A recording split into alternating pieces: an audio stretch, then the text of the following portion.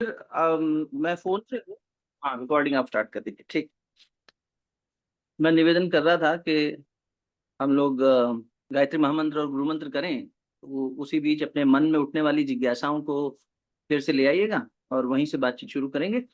पहले शरीर स्थिर कर लेते हैं, नेत्र कोमलता से बंद, गुरु सत्ता को प्रणाम करेंगे। ओम भूर्भुवः स्वः तत्सवितुर्वरेण्यं भर्गो देवस्य धीमहि धियो यो नः प्रचोदयात्। ओम गुरुर्ब्रह्मा गुरुर्विष्णु गुरुरेव महेश्वरः गुरु साक्षात् परब्रह्म तस्मै श्री गुरुवे नमः। अखण्डमण्डलाकारं व्याप्तं येन चराचरं तत्पदं दर्शितं येन तस्मै श्री गुरुवे नमः। मातृवत् लालयित्री च पितृवत् मार्गदर्शिका नमोस्तु गुरुसत्ताय श्रद्धा प्रज्ञा युता चया। ध्यानमूलं गुरुर्मूर्तिं पूजामूलं गुरुपदं मन्त्रमूलं गुरुर्वाक्यं मोक्षमूलं गुरुकृपा। ओम विश्वानि देव सवितर्दुरितानि परासुव यद्भद्रं तन्न आसुव। ओम शांति शांति शांति। दोनों हथेलियों का आपस में मिलिए। प्राप्त दिव्यता को अपने मुखमंडल पर स्पर्श कराइए। हृदय कमल और नाभि कमल पर स्पर्श कराइए।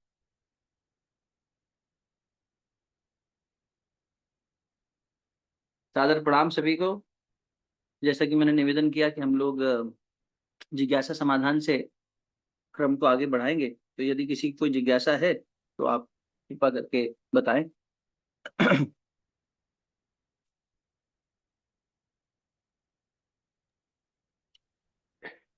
एक सर्वसामान्य जिज्ञासा है मेरी।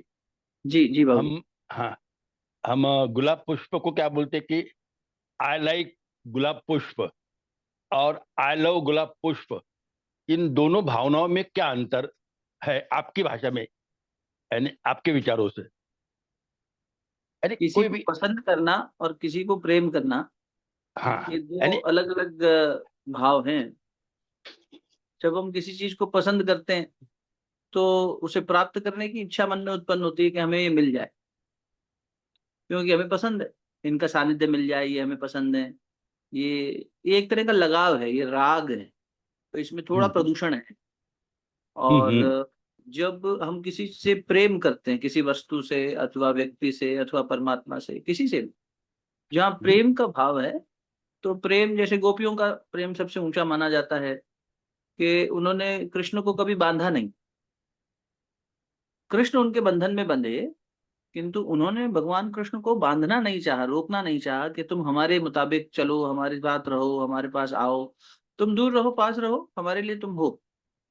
तो प्रेम हमेशा, ये सिद्धांत बड़े बुजुर्ग और संत समझाते रहे हैं कि शुद्ध प्रेम बंधन मुक्त करता है। और पसंद में थोड़ी अशुद्धता हो सकती है कि मुझे पसंद है कोई चीज तो उसे मैं हासिल करना चाहूंगा। उर्दू में कहते हैं ना, हासिल करना, पाना। हम्म हम्म तो वो हम्म पाने की जो आकांक्षा है, वो स्वार्थ से ही जनित है, क्योंकि मुझे पसंद है तो मुझे मिल जाए।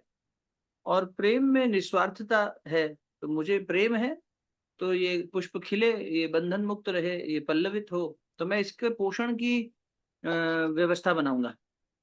यदि मुझे किसी व्यक्ति से प्रेम है तो मैं उसके जीवन में सर्वांगिक एक होलिस्टिक पोषण हो, शारीरिक मानसिक आत्मिक स्तर पे, ये कोशिश करूंगा। यदि मुझे, जैसे आपने पुष्प का उदाहरण दिया, तो पुष्प को संरक्षित करने का प्रयास होगा, जल देने का प्रयास होगा, उसे पोषण देने का प्रयास होगा। लेकिन पसंद है तो मैं उसे तोड़ना भी चाहूंगा कि मैं तोड़ के अपने घर में सजा लूं, चाहे भगवान को दे दूं। जैसे ठाकुर रामकृष्ण परमहंस का उदाहरण देखें तो संवेदना की स्थिति इतनी अधिक थी उनकी कि भगवान रामकृष्ण जब दूब की घास पर भी पैर रखते थे तो उन्हें दर्द होता था, कि दूब को दर्द हो रहा होगा। कितना ऊंचा भाव है प्रेम का, कि मेरे पैर रखने से ये दूब दब रही है, इसमें जीवन है, और ये दब रही है, तो ये मैं कैसे कर सकता हूँ। तो वो घास पे पैर नहीं रख पाते थे। तो संवेदना प्रेम का ही दूसरा नाम है। आत्मीयता, संवेदना, प्रेम, शुद्ध प्रेम का, जिसमें दूसरे की वेदना को समझना शुरू करते हैं हम। तो प्रेम में तो हम वेदना को समझ रहे हैं, तो वेदना कम करने का प्रयास करेंगे।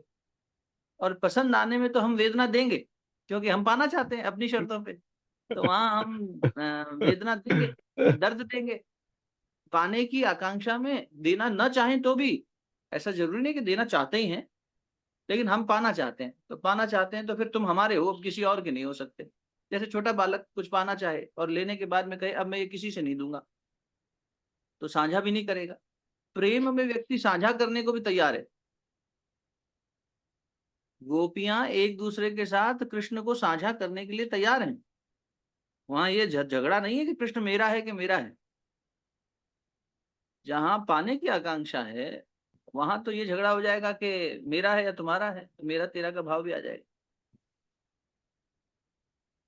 तो मुझे ऐसा लगता है कि पाने में वेदना दे रहा है व्यक्ति, प्रेम में वेदना स्वीकार रहा है, आपका कष्ट भी हमारा। एक और अंतर है, मोटा अंतर दिखाई देता है, जो कि जब हम किसी चीज को, किसी वस्तु को, किसी व्यक्ति को, किसी उपलब्धि को पाना चाहते हैं, चाहे वो हमारे व्यवसाय में हो, चाहे ज्ञान की उपलब्धि हो, ज्ञान भी पाना चाहता है ना व्यक्ति कि मैं ज्ञानी हो जाऊं। अब वो पाने की जो आकांक्षा है, अब देखिए हम अध्यात्म पथ के लोग हैं, तो हम अपने उसकी दृष्टि से देखें तो कोई सोचे कि मैं सिद्धि प्राप्त कर लूं। महर्षि पतंजलि ने कहा कि भाई साधना से सिद्धि आएगी, परम पूज्य गुरुदेव ने ग्रंथ भी लिखा है साधना से सिद्धि। तो विभूतिपाद लिखना पड़ा महर्षि पतंजलि को, पतंजलि योग दर्शन में, कि जब आप साधना करेंगे तो आपको विभूतियां मिलेंगी, आप विभूतिवान होंगे। गुरुदेव ध्यान कराते हैं, बोलते हैं साधक विभूतिवान, प्रतिभावान। लेकिन यहाँ रुकना नहीं है। अब विभूति पाने के लिए जो जब तक कर रहा है वो असुर बन सकता है, क्योंकि उसकी पाने की इच्छा है कि ये पाके मैं कुछ हो जाऊंगा। तो उपलब्धि पाना भी, उसमें भी कहीं ना कहीं अहम भाव है कि मुझे मिल जाए और मिलके मैं शक्तिशाली होके इस सारा जगह मेरा ही साम्राज्य हो। जबकि जब साधक अपनी साधना करता चले और ज्ञान उसे गुरु सहज रूप में उपलब्ध करा दे, तो ये प्रेम में मिली हुई वस्तु हो गई। कह रहे गुरु जी ने प्रेम से हमें ज्ञान दे दिया, नहीं तो हमें तो समझ में ही नहीं आता कुछ ये ग्रंथ क्या कहना चाहता है। अब गुरु जी ने देखो गायत्री मंत्र करते करते क्या क्या सिखा दिया। तो ये ज्ञान उतरा या फिर अंदर से भाव प्रकट हुआ। तो प्रेम में सजल श्रद्धा प्रखर प्रज्ञा, सीढ़ी बता दी उन्होंने, पहली सीढ़ी सजल श्रद्धा।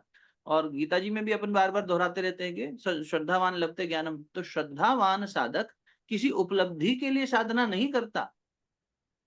वास्तव में तो साधना का मूल केवल अपने मन की शुद्धि ही है। अब इससे हम कुछ उपलब्ध कर लें, ऐसा भाव आते ही, इसलिए अनुष्ठान वगैरह में शुद्धिकरण तक ही ध्यान दिया। हमें कुछ मिल जाए, गुरुजी सिद्धि मिल जाए, गुरुजी हम बहुत अच्छा बोलने लग जाए, गुरुजी लोग हमारी बात मानने लग जाए, गुरुजी हम हाथ घुमाएं तो भस्म प्रकट हो जाए, उसमें से कोई विभूति निकल आए और लोग प्रभावित हो जाएं। तो गुरुजी ने तो ऐसा सस्ता अध्यात्म हमेशा मना किया। और महर्षि पतंजलि ने भी मना किया, शंकराचार्य जी ने भी मना किया कि दैवीय संपदा को इकट्ठा करो, षट संपत्ति को इकट्ठा करो, ये किसमें लग गए। कबीर जी ने भी मना, हर संत ने, हर अवतार ने इस बात पर जोर दिया कि तुम पाने की आकांक्षा से इस रास्ते पर मत चलो, क्योंकि पाना क्या है, पूर्णमदः पूर्णमिदं पूर्णात् पूर्णमुदच्यते।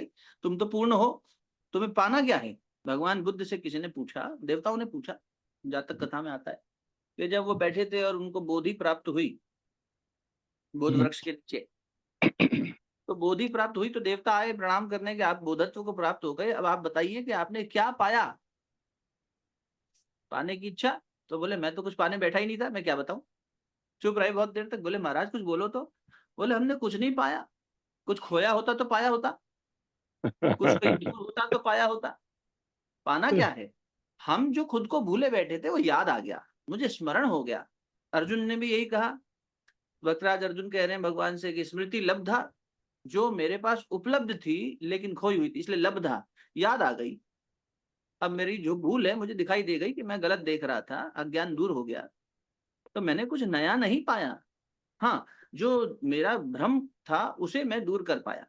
तो भ्रम दूर करना ही साधना का उद्देश्य है। जहां साधकों का उद्देश्य ये हो जाता है कि हम कुछ पा लेंगे, भगवान जी हमारे को ये हमारा ये इसकी तैयारी कर रहे हैं, सिविल सर्विस है, वो उसमें आप पूरा कर देना, ये तो पाने की आकांक्षा हो गई। तो हो सकता है वो पा भी ले, हो सकता है न पाए। पालेगा तो अहम आ जाएगा, देखा हमने मेहनत करी और हमने परीक्षा में अच्छा फल लाए, तब भगवान को कृतज्ञता देना भूल जाएगा, संभव है। या दे भी देगा तो भी उसको अपना अहम रहेगा कि मेरी मेहनत का फल सफल हुआ। संसार भी कहेगा बेटा तुमने बहुत मेहनत करी, तुम्हारी मेहनत सफल हुई। तो व्यक्ति का अहम जब भी कुछ पाता है तो बढ़ता जाता है। और जब कुछ प्रेम की बात होती है, आई लव यू, जो आपने कहा आई लाइक यू और आई लव यू का अंतर, उसमें उसका अहम घटता जाता है, क्योंकि वहां वो सेवा देने के भाव से बंधन मुक्त होने के भाव से कार्य कर रहा है, सामने वाले को बांध नहीं रहा, खुद भी बंध नहीं रहा, है ना। तो ये बड़ा अंतर है प्रेम में और जिसको हम संसार में प्रेम कह के जी रहे हैं वो प्रेम है नहीं। इसका इसलिए यही प्रमाण है, जिस संबंध में, चाहे वो आपके पशु से हो, पौधों से हो, अपनी वस्तुओं से हो, मनुष्य से हो, चाहे परमात्मा से हो, जिस संबंध को भी उठा के देख लीजिए, लौकिक पारलौकिक, जहां भी भाव एक दूसरे से टकरा रहे हैं और बांध रहे हैं एक दूसरे पर, ये हो रहा है कि मेरे मुताबिक तुम चलो, जैसा मैंने चाहा वैसे तुम नहीं तो हमारा क्लैश हो जाएगा, संघर्ष शुरू हो जाएगा। तो कहते तो हम ऊपर से हैं कि हम बड़ा प्रेम करते हैं जी आपसे, लेकिन वहां प्रेम की जगह एक दूसरे से टकराव किसका हो रहा है, फिर अहम का। प्रेम होता तब तो निस्वार्थ सेवा रहती। अच्छा, सेवा भी कर रहे हैं कोई, तो ये स्वार्थ है कि जब ये महाराज जी जाएंगे, शरीर छोड़ेंगे, तो वसीयत हमारे नाम लिख के जाएंगे। चाहे वो ट्रस्ट में बैठा हुआ पुजारी का सब चेला हो, और चाहे घर में बैठा माता पिता का बालक हो, नजर किस पे है कि हमारी सेवा से हमें कुछ फल मिलेगा। अच्छा, कोई कहे नहीं जी हम तो ऐसे नहीं है, हमें सांसारिक कोई लालच नहीं है, तो पारलौकिक लालच होगा कि बड़े बुजुर्गों की सेवा करने से, गुरु का कार्य करने से पुण्य मिलता है, पुण्य मिलेगा तो हम बंधन मुक्त हो जाएंगे, इसलिए हम गुरु जी का काम कर रहे हैं। इसलिए संत जन कहते हैं, स्वामी रामसुखदास जी महाराज कहते थे, सेवा भी आनंद प्राप्ति के लिए कर रहे हो तो गलत है। अरे महाराज ये भी नहीं करना ना, हमें सेवा से आनंद मिलता है इसलिए हम सेवा कर रहे हैं। कई लोग कहते हैं अब इसमें तो हमारा कोई पुण्य की बात भी नहीं है और पैसे और जमीन जायदाद की बात भी नहीं है, तो हम सेवा तो निस्वार्थ भाव से कर रहे हैं। बोले नहीं, ये भी स्वार्थ है। आनंद की प्राप्ति की इच्छा रखना, इच्छा तो बांधेगी ना बार बार, पाने की इच्छा, मुझे कुछ मिल जाए। तो जिस दिन बेटा तुम्हें सेवा से अगर आनंद नहीं आया, तुम सेवा नहीं करोगे। ध्यान करके हमें बड़ा अच्छा लगता है, ये प्राणायाम करके हमें बड़ा अच्छा लगता है, जिस दिन थोड़ा कम अच्छा लगेगा हम बदल देंगे कि अनुलोम विलोम करें कि नाड़ी शोधन करें, कि भ्रामरी करें कि क्या करें, क्योंकि हमें कुछ पाने की इच्छा है। ये रिजल्ट किससे मिलेगा? अभी बाबा कह रहे थे ना कि 15 मिनट रोज अभ्यास करो, कुछ तो करो, अनुलोम विलोम निरंतर करो, फिर अपने आप फल, जो उसकी फलश्रुति होगी वो तो मिलना ही है।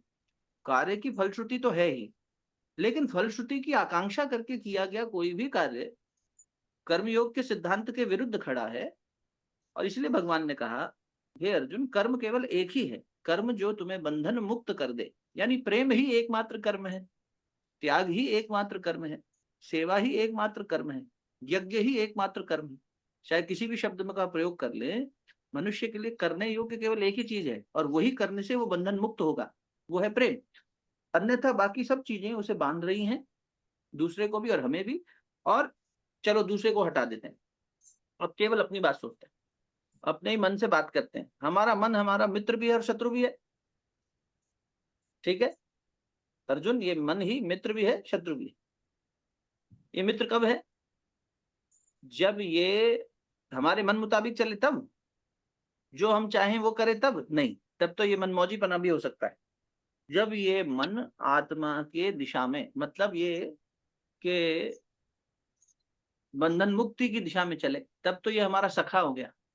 और जब ये बांधे अविद्या में बंध के, अज्ञान में बंध के, तो मन को पसंद बहुत सारी चीजें हैं, तो मन के साथ भी हमारा संबंध प्रेम पूर्ण है कि राग पूर्ण है? अगर राग पूर्ण है तो मन से हम अपना राग ही पूरा करवाएंगे, और अगर अनुराग पूर्ण है, परमात्मा के श्री चरणों में अनुराग है, तो बंधन मुक्त कर देगा। इसलिए मन ही सबसे बड़ा मित्र हो गया। तो प्रेम हमें स्वतंत्रता देगा, और चाहना हमें स्वच्छंदता देती है। तो स्वतंत्रता और स्वच्छंदता में ये अंतर है कि स्वच्छंद व्यक्ति सही गलत का, जैसा उसका मन कहेगा वैसा वो करेगा, चाहे वो सही हो चाहे गलत। जबकि स्वतंत्र व्यक्ति कभी किसी का अहित नहीं करेगा, वो स्व के तंत्र को समझेगा और उस आधार पर काम करेगा।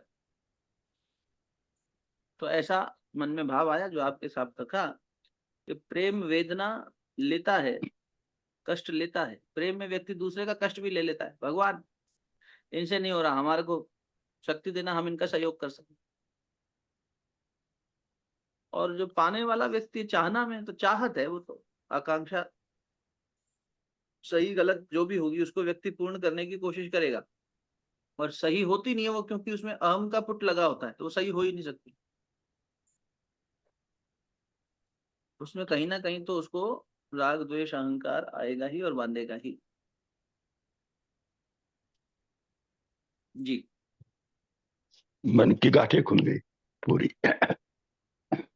आप मन की गांठें खुली हुई हैं, आप बस जांचते रहते हैं कि हाँ भाई ये वाली गांठ भी खोल लेगा कि नहीं खोलेगा, चलो देखते हैं। नहीं इसीलिए नहीं ऐसा नहीं नहीं नहीं, ऐसा नहीं गुरुदेव।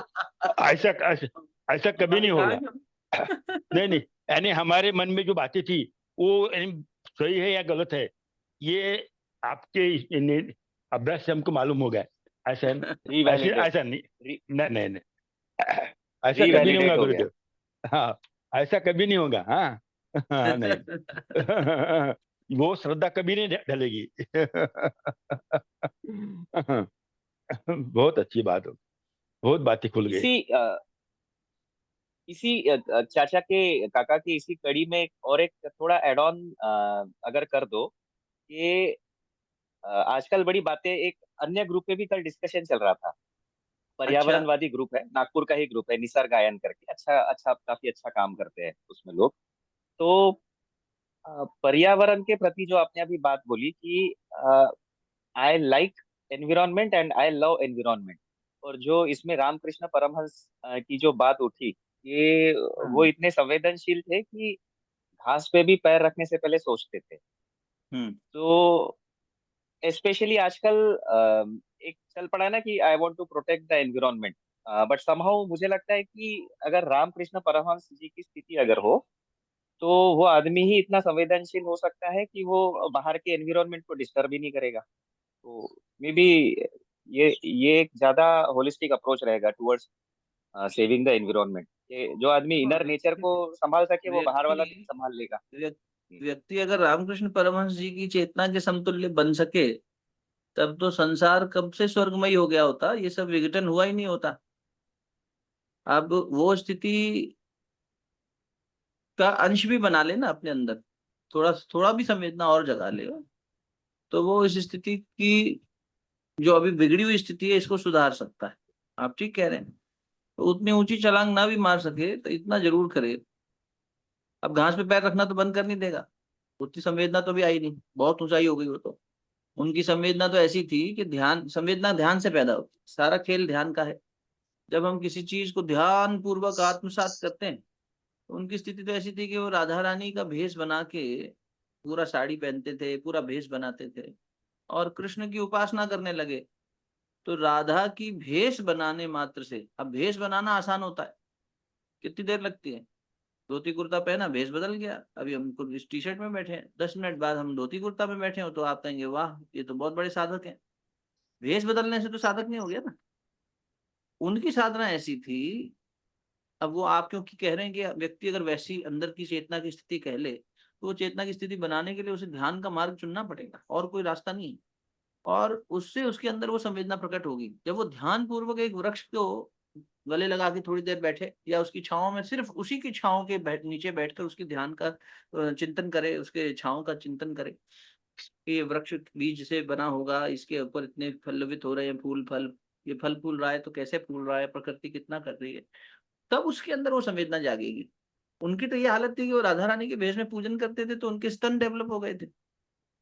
ब्रह्मानंद जी ने, जो राखाल महाराज, जो विवेकानंद जी जैसे दिखते थे, जो रामकृष्ण मिशन के पहले अध्यक्ष बने, विवेकानंद जी ने जब रामकृष्ण मिशन की स्थापना करी बेलूर मठ की, तो राखाल महाराज ने कहा है कि हम 15 साल 16 साल की उम्र तक हमने उस समय ठाकुर की, क्योंकि वो उन्हें दत्तक पुत्र मानते थे कि गंगा ने मुझे ये पुत्र दिया है। वो माँ गंगा के पास बैठे ध्यान कर रहे थे, तो उनको ध्यान में आया कि गंगा से एक बच्चा निकल के उनकी गोद में आ रहा है, तो वो घबरा गए, बोले मैं तो गृहस्थ में इस सब की कल्पना भी नहीं कर सकता, शारदा को माँ के रूप में देखता हूँ, ये क्या देख रहा हूँ। तो फिर दोबारा ध्यान में बैठे तो काली माता ने बताया कि एक बालक तेरे पास आने वाला है, जिसे तू अपने दत्तक पुत्र की तरह संभालना, वो तेरा कार्य करने के लिए आ रहा है। एक आध्यात्मिक पुत्र, एक सांसारिक दृष्टि से सब चीजों को आगे बढ़ाने के लिए। तो विवेकानंद के ही एक रूप में, अंश रूप में ब्रह्मानंद जी आए। राखाल महाराज दिखते भी दोनों एक जैसे थे, उम्र के भी बराबर थे, विवेकानंद जी साल 2 साल बड़े थे।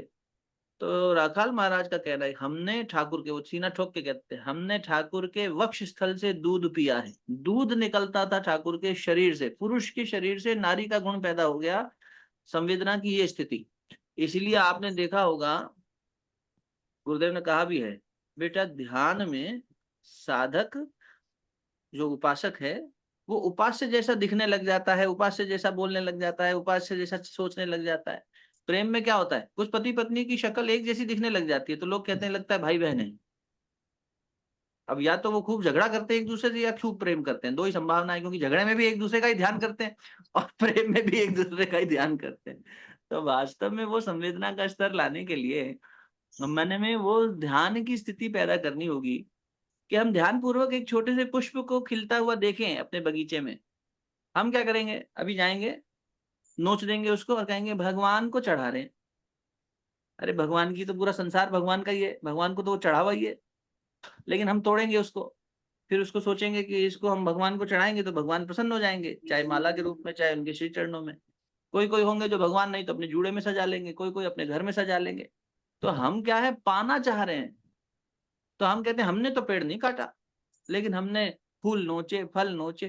पहले के समय में लोग यज्ञ भी करते थे तो सूखी लकड़ियां जो पेड़ छोड़ देता था उनसे यज्ञ किया जाता था, लकड़ी काट के यज्ञ नहीं किया जाता।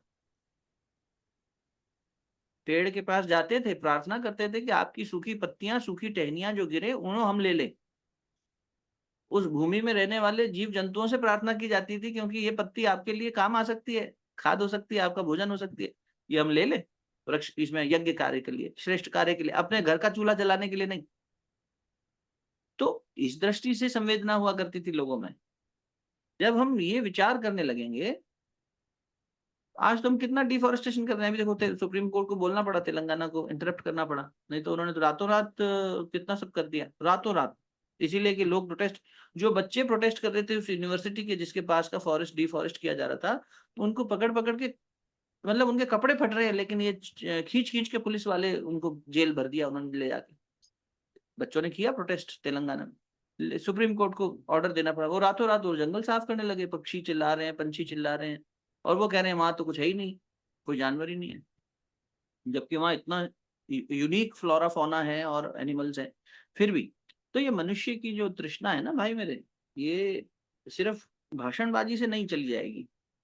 जब तक हम लोग अभी नवरात्र किए, आपने देखा होगा भारतवर्ष में, स्पेशली उत्तर वर्ष में, उत्तर भारत में बहुत सारे लोग जौ, जो कि वो छिलके वाली गेहूं होती है, उसको इसमें डालते हैं मिट्टी में और एक पात्र में, और धीरे धीरे 9 दिन वो विकसित होती है, व्हीट ग्रास। वो संवेदना है, सिखाने का तरीका है। गुरुदेव ने लिखा धर्म तंत्र से लोक शिक्षण। क्यों करवा रहे हो महाराज, इससे क्या। और लोग कहते हैं ये 9 दिन में हमारी देखो माता रानी पल्लवित हुई कितनी सारी, और बड़ा खुश होते हैं कि देखिए। तो ये पोषण देने का भाव है ना, ये सिखाने का तरीका है कि देखो आप जब दोगे तो प्रकृति आपको लौटाएगी, और जब लौटाए तो आप भावपूर्वक लें। दोहन किया जाना चाहिए, शोषण नहीं किया जाना चाहिए। दोहन क्यों किया जाना चाहिए, अब जैसे दूध है गाय का, बहुत सारे लोग आर्ग्यूमेंट करते हैं कि गाय का दूध निकालते ही क्यों है। शास्त्रगत बात है कि गाय के 4 थन में से 1 थन दूध बछड़े का, और 3 थन दूध अगर ना निकाला जाए तो गौ माता के लिए वो जहर बन जाता है। और अगर बछड़े को पीने के लिए छोड़ दें तो बछड़े को अपच हो जाए। वो एक एक थन उसको पी ले उतना बहुत है उसके लिए। लेकिन मनुष्य ने क्या किया, वो इतना निचोड़ने लग गया, इतना निचोड़ने लग गया। बहुत प्रसिद्ध अपने करता, मैं नाम नहीं लूंगा, उनके भी घर वहां गए हम, वहां पर हरिद्वार के पास के यहाँ मशीनें लगी हुई थी गौशाला, गौ माता को। तो हमें लगा यार आप भी दूध ऐसे ऐसे निकालोगे तो फिर कैसे काम चलेगा। तो इसीलिए मनुष्य की तृष्णा जो है ना, वो संवेदना में परिवर्तित जब तक नहीं होगी तब तक ये आसुरी वृत्तियां चलती रहेंगी। तो वो संवेदना जगाने के लिए मनुष्य को ध्यान में उतरना पड़ेगा, ध्यान पूर्वक प्रकृति के साथ जुड़े। आप ठीक कह रहे हो, तभी उसकी भीतर की प्रकृति बदलेगी। तो ठाकुर तो नहीं बन पाएंगे, ये तो लिख लो। ठाकुर बनना तो, फिर ठाकुर हो जाते तो इस सारी दुनिया में विवेकानंद घूम रहे होते, जरूरत ही नहीं होती किसी को आने की। वो ठाकुर के बाद श्री राम शर्मा आचार्य बन के फिर आना पड़ गया। सोचो कि कितने सन्यासी बनेंगे, गृहस्थों को भी तो सिखाएं। हमने बाबा से एक बार पूछा, अगर रामकृष्ण परमहंस और गुरुदेव एक ही चेतना है तो फिर बार बार इतनी जल्दी क्यों आ गए। अभी तो गए थे 1886 में, 1911 में फिर आ गए, नहीं तो 200-400-500 साल बाद आते। तो बाबा ने कहा वो इसलिए आ गए क्योंकि पहले सन्यासियों के लिए आए थे, अब वही चेतना गृहस्थों के लिए आई है।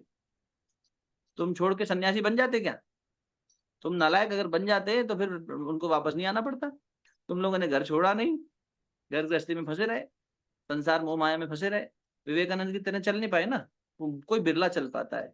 वो जो 16 डिसाइपल्स थे या कुछ 48 गृहस्थ डिसाइपल्स थे, वैसा तुम नहीं कर पाओगे। तो गुरुदेव ने क्या किया कि भाई हर आदमी घर थोड़ी छोड़ेगा, हर कोई सन्यासी थोड़ी हो जाएगा, क्योंकि गृहस्थ आश्रम भी आवश्यक है। अगर हर व्यक्ति सन्यासी हो गया तो फिर गृहस्थ आश्रम चरमरा जाएगा। तो गृहस्थों के लिए गुरुदेव को फिर से आना था, तो जल्दी वापस लौट आए। तो अब हम गृहस्थी में रहते हुए, संसार में रहते हुए, परिवार में रहते हुए उस संवेदना का विकास करें, और उसका परिवार, परिवार ही सबसे बड़ी प्रयोगशाला है कि एक दूसरे की भावना का विचार करते हुए त्यागमयी जीवन जिए, दूसरे व्यक्ति की श्रेष्ठ भावनाओं का सम्मान करें और उनकी संवेदना को समझते हुए अपना समर्पण भाव से लगे रहें।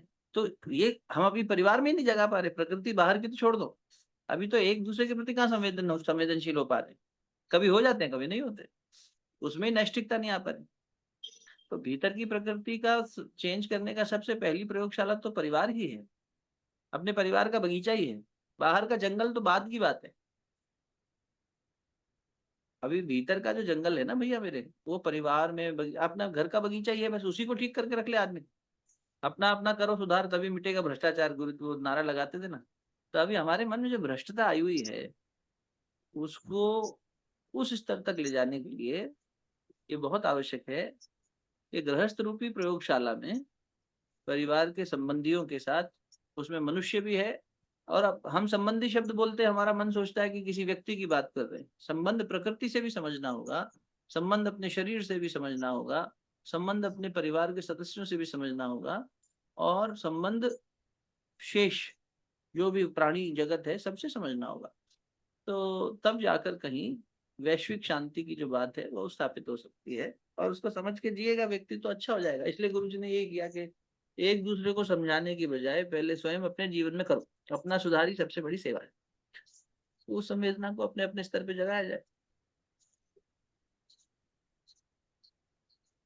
तो निश्चित ही अंदर की प्रकृति जो आप कह रहे हैं बदलना, वो समाधान, उस समाधान को पहुंचना है तो ध्यान और उसके माध्यम से पहुंचा जाएगा। ध्यान मतलब सिर्फ बैठ के किया जाने वाला मेडिटेशन या ध्यान नहीं, ये प्रतिपल ध्यान रखने का अभ्यास करना कि हर प्राणी में रूप तुम्हारा, प्रज्ञा गीत है ना, पंकज सा दमकाता, है ना, ये गायत्री माता।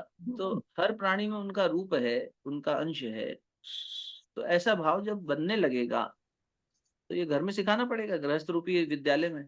हम सोचते हैं स्कूल वाले सिखाएंगे, स्कूल वाले कहते हैं घर वाले सिखाएंगे, कोई नहीं सिखा पा रहा। ये तो घर के लोक शिक्षण धर्म तंत्र से गुरुजी ने इसलिए जोड़ा, आस्था से इसलिए जोड़ा कि अपने घर में व्यक्ति सीखने लगे, समझने लगे, तो बात है ना। अंकुर भाई, जी आज की स्थिति में जो मुद्दा आपने रखा है वो अत्यंत विपरीत होता है। मतलब हम लोग देखते हैं समाज में भी नदियां प्रदूषित हो रही है, जंगल भी कट रहे हैं, हम लोग पूजा पाठ भी करते हैं, लेकिन हमारे पूजा पद्धति के मार्फत हमारे आचरण में ये बातें बहुत कम आती है, नहीं आ रही, लगभग नहीं के बराबर आती है। ऐसा क्यों होता है? हम लोग तो चाहते, हम लोग करते भी है, यहाँ तो झगड़े भी होते हैं। हमने हमारे घर में एक बहुत बड़ा पेड़ लगाया था, पड़ोसी से बहुत अच्छे संबंध थे, उनको हमने बोला कि भाई मत मत काटो उसको, खाली डालियां कम कर सकते हो, तो पूरा छाट डाला उसको, संबंध खराब हो गए उसकी। ये जो स्थिति है, हम लोग पूजा पाठ करते हैं, पूजा पद्धति करते हैं, एक दूसरे से प्यार करते हैं, लेकिन वृक्ष को भगवान के रूप में मानते नहीं है। ये आज की स्थिति हमारे समाज की, इसमें कैसे बदलाव आएगा? जी। तो वो भीतर में बैठी हुई प्रदूषित आसुरी वृत्ति जो है ना बाबा, वो जब तक जाएगी नहीं तब तक ये परिस्थितियां बनेंगी। ये प्रमाण बहुत ज्यादा है आज की तारीख में, हम लोग और समाज में से मनुष्य की देखते हैं। पूजा पूजा पद्धति जो, और साधना की जो पद्धतियां हैं, वो भी स्वार्थ पूर्ति वाली रह गई ना अधिकतर, अपनी स्वार्थ पूर्ति के लिए। फिर वही कामना पूर्ति वाली बात हो गई, जो अभी बात शुरू में अपन कर रहे थे कि हमारी पूजा पाठ और ये सब भी, जो हम बैठते भी हैं गुरु की शरण में और पूजा भी करते हैं, सब करते हैं, लेकिन अगले ही पल हमारा असुरत्व हम पर हावी हो जाता है। मैं तो इसलिए एक कदम मतलब काफी कदम आगे की बात कह गया कि पूजा में पुष्प भी क्यों चढ़ाए व्यक्ति तोड़ के। बराबर। और अगर तोड़ना है, हमने एक जगह पढ़ा था, बड़ा अच्छा सिद्धांत लगा हमें, कि आप यदि जीवन दे सकने की क्षमता रखते हो, तभी जीवन लेने का अधिकार आपको है। तो उन सिद्धांत ने समझाया कि आप किसी पशु को जीवन दे सकते हैं क्या? नहीं दे सकते। तो जीवन लेने का अधिकार आपको कैसे हो गया? अच्छा, आप अपने शिशु को भी जीवन दे सकते हैं क्या? नहीं, पोषण दे सकते हैं। आप माध्यम बने, जीवन देने वाला तो परमात्मा है ना। तो आपने तो जीवन दिया ही नहीं। कोई कहे माता पिता कहे हमने बच्चे को जीवन दिया, नहीं जीवन नहीं दिया, जन्म दिया है। तो शरीर को जन्म दिया है तो शरीर के पालन पोषण में, इसलिए वहां आपका अधिकार क्षेत्र है। तो ये समाधान निकाला गया, क्योंकि परिवार में ये कई बार चर्चा होती थी, हमें फूल तोड़ना पसंद नहीं, हमें डाली से फूल तोड़ना कोई कह रहे तो हमें बड़ा अजीब लगता है कि क्यों तोड़ें। तो हमारे माता पिता और सब बार बार जब ये चर्चा होती थी तो एक समाधान निकाला गया कि अपना पहले तो एक बीज बो या पौधा लाओ, उसको रोज खाद पानी दो, उस पे कोई पुष्प आएगा तो उसी से लेंगे और किसी से नहीं लेंगे, कम से कम इतना। तो अब ये देखिए कि फूल तोड़ना भी अपने आप में एक विवाद का मुद्दा बन गया था। आप तो पूरे वृक्ष की बात करते हैं। तो निश्चित ही ये पीड़ादायक तो है कि व्यक्ति अपनी संवेदना को बिल्कुल नहीं बढ़ा रहा है और पूजा पाठ को केवल इच्छा पूर्ति, स्वार्थ पूर्ति, कामना पूर्ति तक सीमित रख रहा है। और जैसे ही वो इच्छा पूरी होती है, वो भगवान तक को भुला देता है। तो इसलिए उनके आदर्शों को, उनके प्रिंसिपल्स को नहीं फॉलो करता और आमतौर पर किसी भी व्यक्ति से या प्रकृति से अपना संबंध मधुरता से नहीं बना के रख पाता, क्योंकि उसकी स्वार्थ पूर्ति कहीं और दृष्टि है ना उसकी। तो इसलिए पूजा पद्धति का निर्माण स्वार्थ पूर्ति के लिए अगर सीमित रह जाएगा और उससे कोई परमार्थ की बात नहीं होगी, तो निश्चित ऐसी स्थितियां बनी रहेंगी कि मनुष्य साधक दिखाई देगा, किंतु भीतर से वो उसकी तपस्या, उसकी साधना असुरत्व को ही पोषण देती रहेगी। अंकुर भैया, जी एक मैं उदाहरण देता हूँ आपको, गावंडे सर को पता है वो। एक मेरा सामने का पड़ोसी है भैया, सुन रहे क्या? जी जी काका जी, सुन रहा हूँ। आपके पड़ोसी बताएं आप। सामने का पड़ोसी है वो, उसका सीसीटीवी का कैमरा उसने मेरे दवाखाने में लगाया। जी हेलो। लगाने के बाद में क्या हुआ कि लगाने के पहले उसने बताया था कि भैया डॉक्टर साहब, आपका आपका कैमरा ना, तेरा कैमरा तो मेरे यहाँ क्यों लगा रहा है? तेरा कैमरा तेरे यहाँ लगा तू। तो बोले आपका भी दिखेगा, बोले मेरा भी दिखेगा, बोले मैं आपको नंबर दे दूंगा, बोले उसका, आप कभी भी घर जाके बैठ के दे सकते हो बोले। तो ठीक है, मैं लगा। लगाने के बाद में मैंने परमिशन दिया, उसने लगाया। तो उसने एक पेड़ काटा उसके अंदर में, उसने आधा पेड़ काटा, उसने कैमरा लगाया। मतलब लगा, कोई प्रॉब्लम नहीं। लगाने के बाद में दूसरे दिन उसकी ड्यूटी बनती थी कि डॉक्टर साहब आपने जो परमिशन दी, आपका ये दिखता, मेरा ये दिखता, आप देख लो करके। दूसरे दिन से मेरे से उसने बात करना बंद कर दिया। देखो आसुरी प्रवृत्ति कैसी रहती है, मेरे से बात करना बंद कर दिया, मतलब जाने दे, क्या लेना देना है। तो एक बार उसको पूछा, मतलब मेरे को दिखा तो सही मेरा क्या दिखता है करके। तो उसने मेरे को बुलाया घर में, बोले सिर्फ आपकी सड़क दिखती, बाकी सब मेरा ही दिखता है बोले। उसके बाद में क्या हुआ कि शराब पीना, मेरे किराएदारी की ऐसी तैसी करना, मेरे को रात को 1:30-2 बजे फोन करना। 2 बजे फोन, अपने को लगता है कि भाई इसको 2 बजे फोन आया, इसको क्या तकलीफ होगी, डॉक्टर करके अपन फोन उठाओ। तो दारू पी के अपनी ऐसी तैसी कर रहा है। तो ऐसे आसुरी प्रवृत्ति के साथ में अपन व्यवहार कैसा करना, ये बताओ मेरे को।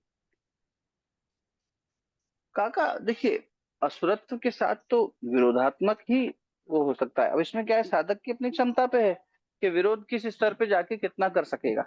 एक विरोध का स्थिति ये बनती है कि गांधी जी ने भी विरोध के कई तरीके निकाले, सत्याग्रह भी विरोध का तरीका था, और संत विनोबा जी ने भी विरोध का तरीका निकाला जब उन्होंने भूदान आंदोलन चलाया, है ना। तो विरोध के तरीके साधक की अपनी क्षमता और परिस्थिति के आधार पर है। असुरत्व से लड़ने के लिए देवत्व को कोई जगाना होगा, ठीक कह रहा हूँ।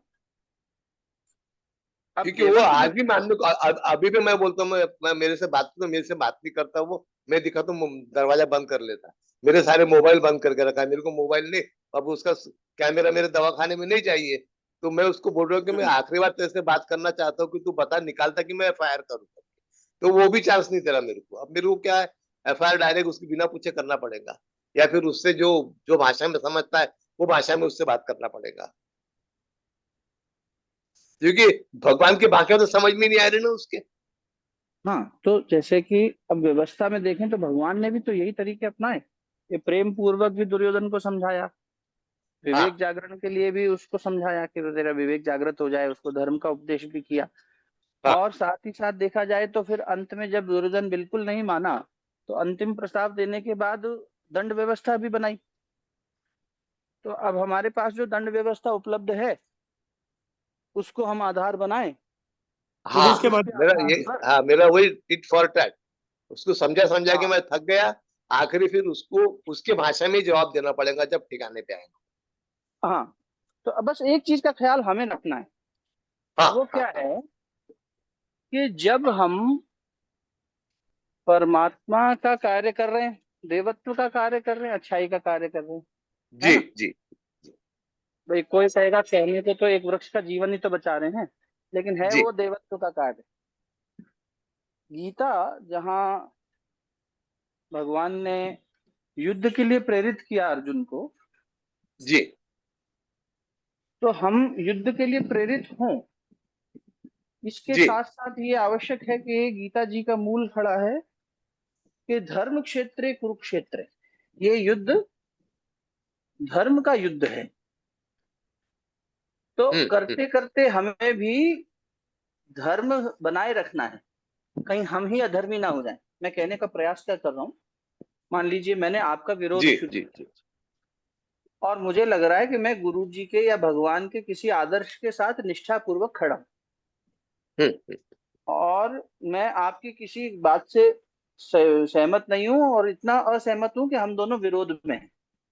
हम्म आप मुझे इग्नोर कर रहे हैं, मैं आपको कर रहा हूं, या आप मेरा विरोध कर रहे हैं, मैं आपका कर हम्म रहा हूं। और ये आश्रम में रहने वाले गुरु भक्तों, गुरु बंधुओं के साथ भी होता है, इस तरह का हम्म विरोधाभास निकलता है, दो पक्ष बनते हैं। अब मान हम्म लीजिए हम एक दूसरे के विरोध में जब खड़े हैं तो हमारे अंदर भाव क्या आ रहा है। शुरुआत तो हमने करी थी युद्ध हम्म की, और युद्ध ये था कि मैं अधर्म में खड़ा था, आप धर्म में खड़े थे। तो आपने कहा अंकुर गलत कार्य कर रहा है, ये गुरु जी के आदर्श का पालन नहीं कर रहा है, ये अधर्मी है, इसको दंड देना चाहिए, ये समझ नहीं रहा है। तो आपने एक दंड व्यवस्था बनाई या विरोध व्यवस्था बनाई, और करते करते हुआ ये कि मन इतना दूषित हो गया कि द्वेष, अहंकार जैसे अनेक नकारात्मक भाव हमारे मन में आ गए।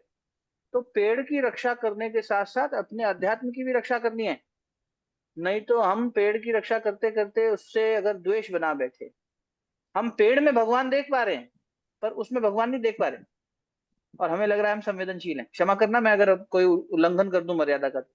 नहीं नहीं, मेरे मन के अंदर में भाव यही है कि अगर मैंने इसको एक शब्द में परमिशन दिया कि लगा ले यार, तो मेरी भाव यही थी कि उसने भी वही रिएक्शन देना चाहिए था, डॉक्टर साहब ठीक है आपको पसंद है तो मैं निकाल ले।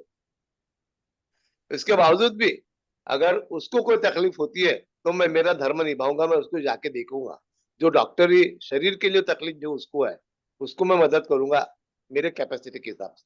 वो तो हाँ अधर्मी की तो देखिए, बात ही नहीं ना अपनी। नहीं देखिए वो तो है ही, मेरा मूल व्यवस्था, सिर्फ इतना कहना पुलिस है। जी बाबा। दंडा व्यवस्था है ना हमारे समाज में, नियम नियम हाँ व्यवस्था, तो पुलिस के मार्फत यह काम करना चाहिए, अपने हाथ में बिल्कुल कानून लेने। बिल्कुल बिल्कुल। नहीं पर नहीं पहले पुलिस पहले उसको मार्फत बताना कुछ तो भी हो, पड़ेगा कि मैं कर रहा हूँ करके ये। नहीं बाबा देखिए, माध्यम कोई भी चुने आप, चाहे सामाजिक हो, चाहे वो कानूनी व्यवस्था हो, और चाहे व्यक्तिगत झगड़ा करना हो, कोई भी हो, माध्यम की और व्यवस्था की बात ही नहीं है यहाँ। व्यवस्था तो बनती बिगड़ती रहती है। जी जी जी महाभारत की व्यवस्था भगवान को बनानी थी तो उन्होंने महाभारत युद्ध की व्यवस्था बनाई, उससे पहले शांति दूत बन के जाने की व्यवस्था बनानी थी तो वो व्यवस्था बनाई। जी व्यवस्थाएं तो जी कोई भी चुनी जा सकती हैं, जी जी किंतु कृष्ण के साथ खड़ा हुआ अर्जुन जब तक निष्पक्ष भाव में नहीं आया, भगवान ने अर्जुन से युद्ध नहीं करवाया।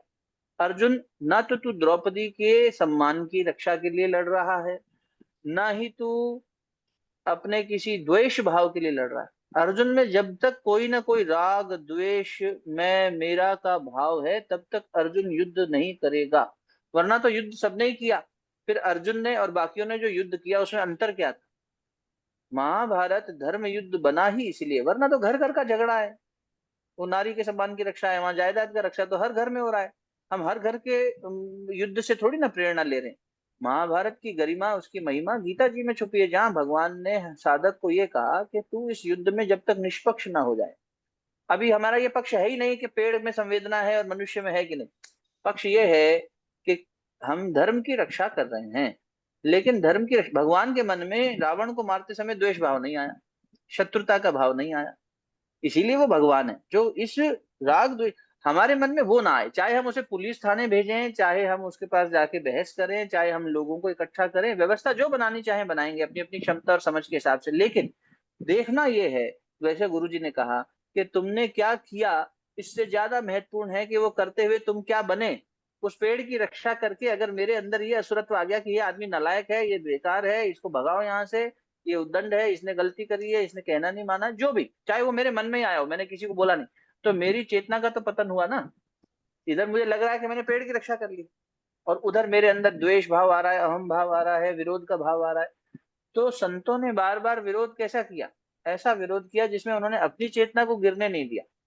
चाहे बुद्ध हो, जी चाहे तुलसीदास हो, चाहे सूरदास हो, किसी कोई जी उनके ऊपर अनाचार भी कर रहा है तो उन्होंने अनाचार को भी स्वीकार किया। ये भी विरोध का एक पक्ष है। तो मेरा कहने का भाव इतना ही है, इसलिए मैंने शुरू में कहा ये तो अपनी अपनी सामर्थ्य और अपनी क्षमता की बात है, और उस आधार पर आप व्यवस्था जो भी बनाएं, पर ये देखते रहें कि श्रेष्ठ कार्य करते करते हमारी आत्मा उत्कृष्ट होनी चाहिए। कई बार हमें लगता है कि, जैसे मैं आपको बताऊं, हमारे गुरुजी जो हैं श्री राम शर्मा आचार्य, जिनकी अपन बात करते हैं, उनके एक गुरु भक्त से हमें बड़ा विरोध था, विरोध आज भी है, और लंबे समय तक हमारे मन में द्वेष, उनके मन में कुंठा रही, द्वेष रही, कैसे हैं ये गुरु जी के साथ रह के ये कैसे ऐसा कर सकते हैं। और नजदीक से हमने उनके क्रियाकलाप देखे तो हमें उनके कई निर्णयों पर आपत्ति हुई। उनका मन कर रहा है हम हेलीकॉप्टर खरीद लें, उनका मन कर रहा है हम ये कर लें, हमें बड़ा कलेश मचता था मन में कि गुरु जी दान के पैसे से आश्रम बनाए, ये हेलीकॉप्टर खरीदने की सोच रहे हैं। तो हमारे मन में कड़वाहट आ गई, और उस कड़वाहट के चलते, हम उस कुंठा के चलते मन ही मन बार बार विरोध के भाव में जीते थे। गुरु जी से तक लड़ लेते थे, गुरु जी आपको क्या आदमी नहीं मिले ढंग के? हमें लगता था हम ढंग के। ये मैं अपनी अल्प बुद्धि का प्रमाण आपको दे रहा हूँ, साक्षी होके ये रिकॉर्डिंग चल रही है। तो हमारे मन में ये आता था कि यार हम मतलब बहुत समझदार हो गए हैं, बहुत अच्छे हो गए हैं, हम गुरु जी के आदर्शों से, संवेदना से जुड़े हुए हैं, और ये व्यक्ति इतने सालों से जुड़ा हुआ ये गलती कर रहा है, कैसा महामूर्ख है, कैसे ये कर सकता है? इसको गुरु जी के साथ रह के इतनी भी बात समझ में नहीं आई। और हम ऐसे ऐसे और लोगों से भी बैठते थे तो यही बात उनसे, तो ये क्या होता था, अपनी चेतना का ही पतन होता था। हमारा विरोध और असहमति होना अपनी जगह तय बात है, होनी चाहिए, होगी ही, सही और गलत के बीच में, किंतु भीतर से आप और पेड़ एक जैसे हैं। जितना प्यार हमें पेड़ से है उतना प्यार आपसे भी है। जब ये स्थिति आ जाएगी तो ये युद्ध धर्म युद्ध हो जाएगा, वरना अहम का ही युद्ध बन के रह जाएगा। इसीलिए त्याग और बलिदान करते समय जिन क्रांतिकारियों के मन में उल्लास, उत्साह, उमंग ही रहा, अंग्रेजी जैसे गुरुदेव ने इस बात को बड़ी सरल से एक लाइन में कह दिया, बेटा रोगी से नहीं रोग से नफरत करो। तुम रोगी से नफरत कर बैठते हो तो तुम फिर नफरत करोगे तो द्वेष और ईर्ष्या में तुम भी पतन हो जाएगा बेटा, तुम्हारा भी। तुम बने क्या, तुम और विरोध के अंदर चलते चलते कड़वे बन गए। बेटा ये थोड़ी करना था। एक डॉक्टर के सामने क्रिमिनल भी लेटा हो तो वो उसकी जान की रक्षा करता है, क्योंकि उसका धर्म रक्षा करने का है। ये नहीं कहता कि मरने दो साले को, ये तो नालायक आदमी था, वैसे मरेगा, अच्छा है, संसार में कम बदमाशी फैलाएगा। वो न्यायाधीश का काम है, वो उसको ठीक करके अस्पताल से कानून व्यवस्था को दे देगा। इसीलिए इस विरोध में, विरोध तो इसलिए है, दो पक्ष हैं इसलिए विरोध, वरना हम तो समता में जीने की बात हो रही है ना, फिर पक्ष विपक्ष कैसे हो गया? जहाँ समता की स्थिति आ रही है तो ये तो दो धर्म ही आपस में टकरा रहे हैं, तो साधक किस पक्ष में जाए, किस रास्ते पर जाए? विरोध इसलिए है, दो पक्ष इसलिए हैं क्योंकि एक व्यक्ति ने अधर्म की तरफ खड़े होने का तय कर लिया। किंतु दुर्योधन, मेरा तेरे से कोई द्वेष नहीं है, जितना प्रिय अर्जुन है उतना ही प्रिय दुर्योधन भी है, बस वो प्रेम का भाव बना रहे तो उसकी रक्षा बनी रहे। मेरा इतना ही निवेदन है हम सबके लिए, अपने लिए भी आपके लिए भी, तो हम उस कड़वाहट से बच जाएंगे कि जैसा मैंने चाहा वैसा उसने नहीं किया ना, जैसा आदर्श या धर्म कह रहा है वैसा वो नहीं कर रहा, उसको समझा दिया, दंड व्यवस्था के द्वारा भी समझा दिया, हमारा उससे कोई बैर भाव नहीं है। हमारे मन में हम ध्यान भी करेंगे ना, आज सवेरे हम लोग ध्यान कर रहे थे, लगभग 15-20 लोग बैठ के, तो यही था कि अपने शत्रु का भी चिंतन आए तो उसको ये चेतना अवश्य चाहिए। उसकी चेतना का पतन हो गया बेचारे का, उसकी बुद्धि चल नहीं रही, और ऐसे कितनी बार हमारी बुद्धि नहीं चली थी। आज हम बातें कर रहे हैं, कितनी बार हमारी बुद्धि भी तो नहीं चली थी, और आज भी कई मामलों में नहीं चलती, क्योंकि हमारी संवेदना प्रकृति के प्रति आज है, तो हम ये पक्ष विपक्ष की बात कर रहे हैं। हो सकता है आज से 20 साल पहले, 50 साल पहले हमारी भी इतनी नहीं रही हो, हम भी कभी कभी इसी तरह की भूल करते थे। आज वो उस रास्ते से गुजर रहा है, तो हम उसे घृणित भाव से ना देखें, विरोध भाव से ना देखें, वो भी हमारा अपना आत्मीय है। तो ध्यान व्यवस्था में गुरु जी ने बड़ा अच्छा ध्यान बताया है, आपको हमने एक बार साझा भी किया था कि आपका शत्रु भी हो या विरोधी भी हो, आपका मतलब एक आदर्श हमने पकड़ा है, उस आदर्श का वो विरोध कर रहा है, हम उसके कल्याण की प्रार्थना रोज बैठ के कर सकते हैं क्या 2 मिनट? हम ये देख रहे हैं कि उसने कैमरा लगाया कि हटाया, नंबर ब्लॉक किया कि नहीं किया, तो हम ये भी देखें ना कि भाई ये पड़ोसी है मेरा, कर्म फल के नाते मेरे पड़ोस में आया ना, और ये मुझे सिखाने आया है कि धैर्य क्या होता है, प्रेम क्या होता है। एक पेड़ काट के उसने हमारे को ये बता दिया कि हमारे अंदर कितनी चंचलता भी है या नहीं है। अब ये आपका व्यक्तिगत मूल्यांकन का है, मैं तो सिर्फ एक जेनरिक बात कर रहा हूँ। तो उसमें हमें बैठकर क्या हम ये कर सकते हैं कि उस विरोधी को, उस जो मेरा पड़ोसी हुआ करता था, कभी उससे प्रेम भाव भी था, आज कड़वाहट आ गई, उसको सामने बिठाऊं मन ही मन, और भगवान से, अपने गुरु से जुड़ के कहूं कि इनकी चेतना के प्रति मैं सम्मान करता हूं और इनकी चेतना में आप हो। रावण ने जब हनुमान जी को देखा तो हनुमान जी प्रणाम कर रहे हैं ऐसे हाथ जोड़कर, और रावण ने कहा कि हा हा हा, डर गया, राम का दूत मेरे को प्रणाम कर रहा है। बोले नहीं नहीं, तेरे अंदर जो राम की शक्ति है उसको प्रणाम कर रहा हूँ। तो हनुमान वो है महाराज, आने वाली है हनुमान जयंती 4 दिन बाद, जो विरोधी में, शत्रु में भगवान को देखकर भावपूर्ण, सम्मानपूर्ण तरीके से नमन करते हैं। विरोध का एक शानदार तरीका ये भी है, और उसमें भी दूत बन के, संदेशवाहक बन के कि देखो ऐसा है, भगवान की शक्ति है, भगवान का न्याय व्यवस्था है, उसी से हम चल रहे हैं, उसी से आप चल रहे हैं, उसी से ये पेड़ चल रहा है। वो सीता की रक्षा कर रहे थे, आप प्रकृति रूपी सीता की रक्षा करना चाह रहे हैं, बहुत अच्छी बात है। और एक मैं उसको लेके ध्यान में भी बैठता हूँ, जैसे सुबह 4 बजे जब ध्यान में बैठता हूँ, मैं बस 5 बजे तो उठता हूँ। ये मंथन चिंतन हमने इसलिए किया कि हम सब तक ये संदेश पहुंच सके। आप कर रहे हैं, मैं बाकी उसके लोग लिए जो सुन ध्यान रहे में हैं भी वो भी बैठ रहा करें। हूँ, जैसे उसको प्रतीत करता हूँ कि वो बैठा है, उसको भगवान से प्रार्थना करता हूँ कि उसको सुबुद्धि दे, उसके ऊपर में फूलों बस की वर्षा हो रही है, ये सब ध्यान भी कर रहा हूँ, तो भी परिवर्तन नहीं आ रहा है। तो सर, गुरुजी, जी जैसे राम नाम के पत्थर पे राम राम लिख के नदी में गए तो वो तैरने लगे, तो जी रावण बोले कि राम की इतनी ये है तो मैं भी देखता हूँ कि मेरा पत्थर भी तैरे। तो रावण ने क्या किया, रावण नाम लिखा और पत्थर नदी में डाला और हाथ जोड़ा कि राम जी मेरी रक्षा करना, तो रावण का पत्थर भी नदी में तैरने लग गया। जी, संदेश क्या देना चाह रही हैं आप?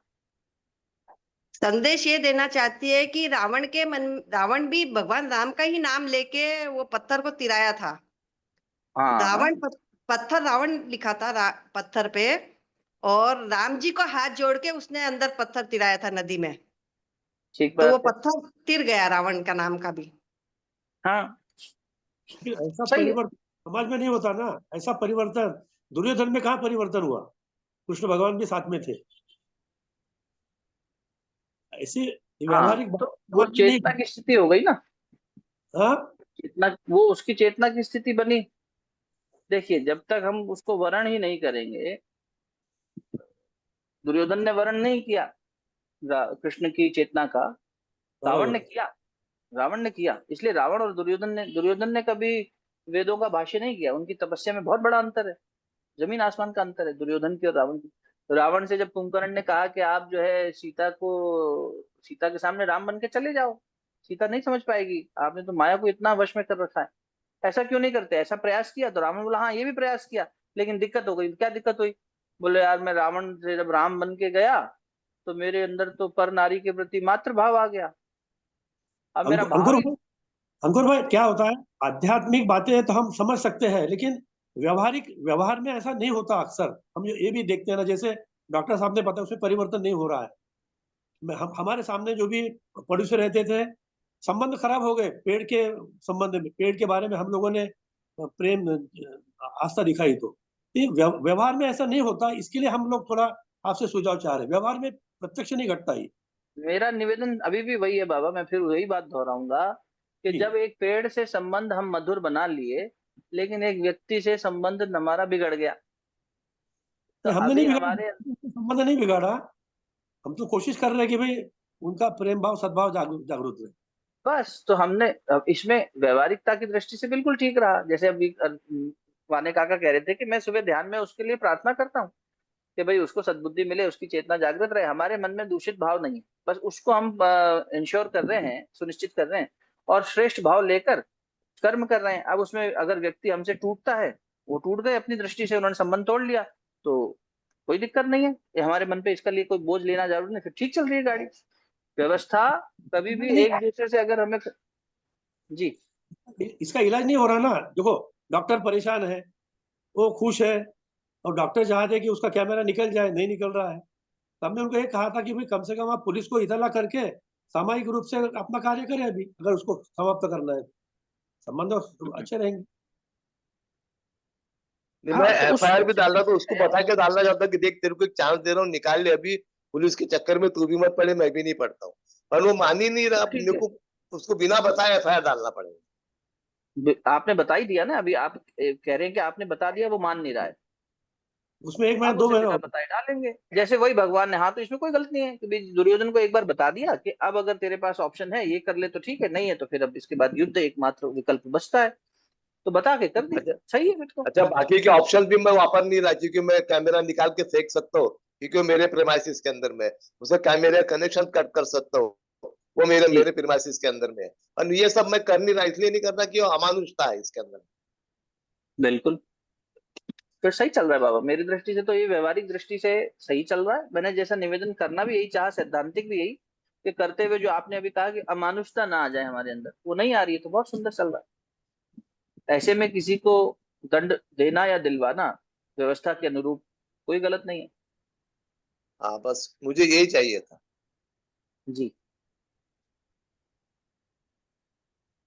जो वैलिडेशन है ना, वो अंतरात्मा ही सबसे बड़ा वैलिडेशन देती है भीतर से, जैसे बिल्कुल बिल्कुल आपकी बिल्कुल। अंतरात्मा है ना।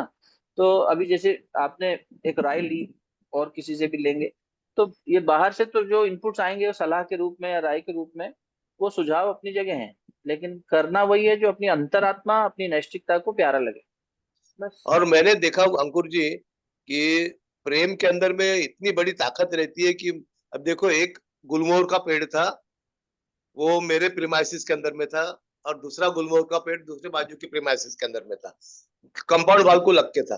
अब मेरे कंपाउंड वाल को लग के जो गुलमोहर का पेड़ था, मैं रोज उससे बात करता था कि गावंडे सर हमारे बताते कि पेड़ों में जान रही, तो मतलब जान है, तो मैं इनसे प्रेम करता हूँ। तो मैं उससे बात करता था, क्यों रे आज सुबह उठाने के बराबर तू आज खाना नहीं खाएगा तूने, ऐसा मैं उससे मेरे इमोशन सेव करता था पूरे बैठे हुए, आधा घंटा 1 घंटा। तो पूरे पेड़ का जो खिंचाव था मेरे तरफ ही था, मेरे घर के तरफ ही था। तो एक बार, अरे वाह, हाँ, एक बार हवादून आई, मतलब क्या हाँ हुआ क्या नहीं, तो घर से फोन आया कि बोले वो अपने घर का पेड़ गिर गया, बोले गुलमोहर का हाँ पेड़। हाँ तो गिरने के बाद में क्या हुआ कि मतलब कहाँ गिरा वो, क्योंकि उसका पूरा झुका दीवार के ऊपर ही था, कंपाउंड वाल के ऊपर में। तो मतलब दीवार पे गिरा होगा अपने, नहीं बोले अपने दीवार पे नहीं गिरा, बोले वो चौक में जाके, चौक के साइड में जाके गिरा, बोले दीवार के अपोजिशन में गिरा। हाँ तो हाँ मित्रता वहां भी निभाया उसने। तो हाँ पेड़ गिरा तो सही, पर वो मेरे दीवार पे नहीं गिरा, सामने चौक पे गिरा। और वो पड़ोसी से हमारे संबंध अच्छे नहीं है, तो उनके पेड़, जब उसका भी पेड़ गिरा, तो पड़ोसी का पेड़ गिरा तो मेरे गेट पे गिरा हो। हाँ हाँ हाँ, तो देखो दोनों की सही बात है। संवेदना, जहाँ प्रेम था वो उसने मेरा नुकसान नहीं किया, और जहाँ प्रेम नहीं था उसके पेड़ ने भी मेरे गेट के ऊपर में आके गिरना था। जी जी जी जी, ये बहुत मेरे सुंदर जीवन उदाहरण के बता दो रहे अनुभव है सामने। हो। वाह, हाँ अंकुर भाई, मुझे लगता है समय काफी रफ्तार से आगे बढ़ रहा है। 7:35 हो रहे जी हैं। जी एक एक एक मिनट। प्रधान, आपने आपने जो मेरे प्रश्न का ने उत्तर बताया, तो उस कारण मेरे पारिवारिक और नाते संबंध में बहुत अच्छी बातें होने वाली है अभी, यानी दुरुस्त होने वाली है। तो मैं बहुत समाधानी हूँ, और ऐसे उत्तरों के लिए मैंने आपको प्रश्न किया था, दूसरी कोई बात नहीं है। हम हमारे गुरुदेव ने उत्तर हमको दिया कि मैं सही रास्ते पे चल रहा हूँ कि नहीं, ये बातें मुझे समझ लेनी थी। जी तो जी, आपने बहुत अच्छी बातें बतलाई, और बाकी जो अभी चर्चा हुई है वो तो बहुत ही अच्छी है, यानी पेड़ भी बोल लेते हैं, पेड़ भी समझ लेते हैं, क्या बात है। जी जी बहुत। जी, तो बस क्षमा चाहता हूँ, कुछ गलती हुई तो। अरे ऐसा कुछ नहीं, बस मैं तो अभी एक परिवार, यानी बस हार्ट हार्ट मानता हूँ, बस बाकी दूसरा कुछ नहीं। अंकुर भैया, अंकुर भैया, जी अंकुर भैया, मुझको ये समझ आया कि कोई हमारे प्रति कितना ही रूड क्यों ना हो रहा हो, तो अब लास्ट ऑप्शन यही बचता है कि ध्यान में बैठ कर के उसको ब्लेसिंग्स और दुआएं दे दें बस। बस ये समझ आया मुझे। तो जी क्योंकि ये चलती हैं नॉर्मल, उसमें व्यवहार में ये सारी चीजें होती हैं। हम चाहकर भी अपने इमोशंस को कंट्रोल तो करते हैं, पर वो अंदर ही अंदर कुंठित होते रहते हैं हम। अंकुर भैया, ये चेतना का जो उत्थान बोल रहे हैं ना, ये हमारे पूजा में बहुत आया है। हाँ, हमारी पूजा ये पुरानी पूजा नहीं है, ये नई पूजा है हमारी। ये तो गुरुवर आप लोगों ने बना दिया है मुझे 3-1 सालों में। लेकिन आप पे वो है श्रद्धा कि आप अपनाते हो हर चीज को गुरुदेव की। तो उसमें क्या है ना पूजा बहन जी, देखो अगर मेरे प्रति कोई बुरा व्यवहार कर रहा है तो वो रुष्ट भी हुआ है तो मेरे किसी कर्म से हुआ होगा ना। ये बात है, बिल्कुल सही भाई बात हमने है। जो बोया है वही हम काट रहे हैं। तो यदि मेरे आसपास में कोई ऐसी व्यवस्था है जो चाहे ऑफिस में हो, चाहे घर में हो, चाहे आस पड़ोस में हो, तो मेरा विरोध कर रही है या मुझे परेशान कर रही है, मेरे अहम को चोट लगा रही है, हर्ट कर रही है मुझे, तो उसका कारण मैं ही हूँ। कारण तो जी। कहीं बाहर नहीं है, कारण तो हम ही है। असल में हम क्या सोचते हैं, कारण कोई और है, कारण हम ही है। तो पहले तो व्यक्ति यही भूल जाता है। जैसे परम पूज्य अपने राम किंकर जी, जिन्हें हम युग तुलसी कहते हैं, परम पूज्य गुरुदेव ने भी कहा कि उनकी रामायण के व्याख्यान सुनने चाहिए। तो राम किंकर जी से किसी ने कहा कि प्रभु जी ये आज भगवान आने में देरी कर रहे हैं, इतना पाप अनाचार बढ़ रहा है, देखो है। जैसे अभी अपन यही तो बात कर रहे हैं कि दुनिया में पाप बढ़ रहा है, विरोध सब प्रकृति के प्रति, इसके प्रति, तो इतना अनाचार बढ़ रहा है। भगवान इस बार अवतार लिए नहीं, अभी समय ज्यादा ले लिया भगवान ने। तो उन्होंने कहा बेटा ये भगवान जो है, चौपाई लिखी है तुलसीदास जी ने कि जब जब होए धर्म की हानि, बाढ़ आई असुर अधम अभिमानी, है। तो तब तब धरे प्रभु विविध शरीरा, और करे कृपानिधि सज्जन, हरे कृपानिधि सज्जन पीड़ा। तो सज्जनों की पीड़ा को दूर करने के लिए भगवान अवतार लेते हैं और दुर्जनों का नाश करते हैं। गीता जी में भी यही कहा गया है कि मैं संभवामी युगे युगे, युगों युगों तक धर्म की स्थापना करने के लिए और अधर्म का नाश करने के लिए आता हूँ, पापियों का नाश करने के लिए आता हूँ जो पाप कर रहे हैं। बोले हाँ यही है, हमने भी पढ़ा है। बोले तो एक बात बताओ लाला, तुमने पूरी गारंटी ले ली है कि तुम सज्जन हो, कल को अवतार ले लिया तो दुर्जनों के नाश के लिए आते हैं, तो तुम तो ये माने बैठे हो कि तुम तो सज्जन हो गए। हाँ भाई भगवान देखो, आओ इतने सारे पापी घर में मेरे भरे पड़े हैं, मेरे अड़ोस पड़ोस में भरे पड़े हैं, संसार में भरे पड़े हैं, इनका नाश करने के लिए अवतार कब लोगे? तो बेटा तेरे को पूरा पता है कि तू तो सज्जन है और बाकी सब दुर्जन है। होता यही है, हम सोचते हैं कि ये दुर्जन है और ये मेरे से बुरा व्यवहार कर रहा है, और ये बुरा व्यवहार कर रहा है तो ये, अरे वो कर रहा है तो मैंने कुछ किया होगा इसलिए कर रहा है। अभी नहीं किया होगा प्रत्यक्ष में तो परोक्ष में किया होगा, पीछे कभी किया होगा। तो मैं तो अपना बोया काट रहा हूँ, पहली बात। तो जब आप इस तरह से संवेदना का प्रवाह चेतना की उस व्यक्ति की चेतना में डालते हैं और अपने गुरु के सानिध्य में उनकी शरण में बैठ के प्रार्थना करते हैं कि कर्म फल के नाते ये व्यक्ति मेरे जीवन में है, चाहे पति बन के, चाहे पत्नी बन के, चाहे माता पिता, चाहे पड़ोसी, चाहे बच्चा, और चाहे पेड़ पौधा बन के, ये मेरे जीवन का हिस्सा है क्योंकि मेरा इससे कर्म जुड़ा है। वो गुलमोहर का पेड़ भी कोई देवता होगा, कोई किसी गुरुदेव ने लिखा है। अब मेरे मन में बड़ा आता था, कई कुत्ते तो ऐसे हैं, कुत्तों के लिए आता था मन में प्रश्न जब छोटा था, कि जो एसी गाड़ियों में घूम रहे हैं, बढ़िया उनके लिए पैसा खर्च किया जा रहा है, भोजन अच्छा, घर में आलीशान बंगलों में, कई ऐसे हैं जो सड़क पे बेचारे, रोटी भी नहीं मिल रही। भगवान तुम्हारी न्याय व्यवस्था कैसी है? तो गुरुजी ने एक पुस्तक लिखी है, उसमें लिखा पेड़ पौधों के बारे में और जानवरों के बारे में। तो यहाँ तक लिखा कि कर्म फल समझाया वहां पे कि बहुत सारी आत्माओं का जो कर्म है वो थोड़ा सा बचा होता है, बाकी सब निकल गया होता है, प्रारब्ध नष्ट हो गए होते हैं, तो उनको फिर से मानवीय काया में आएंगे तो कर्म बनेगा, है ना। तो वो क्या है, पेड़ बन के, पशु बन के, किसी का बैल बन जाएंगे, खेत जोत देंगे, किसी का गधा बन के वो सामान ढो लेंगे, किसी का कुत्ता बन के घर की रखवाली कर लेंगे। वो उसी घर के लोगों से संबंधित रहे तो उनका राग तो अभी भी है, कर्म पूरी तरह जला नहीं। तो वो उनके घर में पशु बन के आ जाएंगे, कुछ पेड़ बन के खड़े हो जाएंगे और उनसे वो बातचीत करेंगे। तो बिल्कुल सुंदर बात कही वाने काका ने, तो याद आ गई कि इस तरीके से कर्म से जुड़े हुए चीजें ही आपके जीवन में आएंगी। तो जब ये मेरे ही अपने हैं जिनको मैंने आकर्षित किया है, अब मेरा लग रहा है कि यार ये मेरे को बार बार विरोध करते हैं, ये मेरे से ऐसा कह देते हैं, तो ध्यान शरीर उसमें ध्यान में बैठकर उनके ध्यान शरीर पर वो हमारे गुरु की भगवान की चेतना, शुभ चेतना बरस रही है और उस व्यक्ति की चेतना ऊपर उठ रही है। और इसमें भी मैं उनके प्रति कृतज्ञता का भाव रखूं, ग्रेटिट्यूड की फीलिंग रखूं कि हाँ, तो इससे क्या होगा, उनकी चेतना से तो वो ऊपर उठेंगे ही। दूसरा कल्याण ये हो जाएगा हमारा कि हम बंधन मुक्त। अब आप अपना ऋण भी तो उतार ही रहे हैं ना, तो ऋण उतारने का तरीका एक तो ये है कि आप उनकी कड़वी बात सुने, मन ही मन घुटते रहे और उनको खाना भी खिलाएं और उनकी सेवा भी करें और उनको स्कूल भी भेजें और उनको ऑफिस भी भेजें और उनसे पड़ोस में भी रहे और तीज त्योहार पे मुस्कुरा के मिले भी। तो ये तो बड़ी मुश्किल हो जाती है कि अंदर तो चल रहा है विरोधाभास और ऊपर से हमें प्रेम बरताना पड़ रहा है। इससे अच्छा है कि बैठकर उनकी चेतना का उत्थान करेंगे तो हमारी कर्म ग्रंथियां खुलने लग जाएंगी और कर्माशय जैसे ही साफ होगा वो बंधन मुक्त हो जाएंगे हम। या तो हम परेशान होना बंद हो जाएंगे या वो परेशान करना बंद कर देंगे, दोनों में से ऐसी परिस्थितियां बन जाएंगी, क्योंकि उनका भी उत्थान हो रहा है। तो हमारे जीवन में प्रार्थना तो हम सर्वे भवन्तु सुखिनः की ही करें ना, तो उस व्यक्ति को क्यों छोड़ें, वो सबको करो तो अच्छा है। आपका तो नाम ही पूजा है, तो नाम की सार्थकता भी यही है, पूजा ही, जो कर्म करो पूजा भाव से ही करो। हृदय हृदय की बात सुनने वाला परिवार हो गया अपना।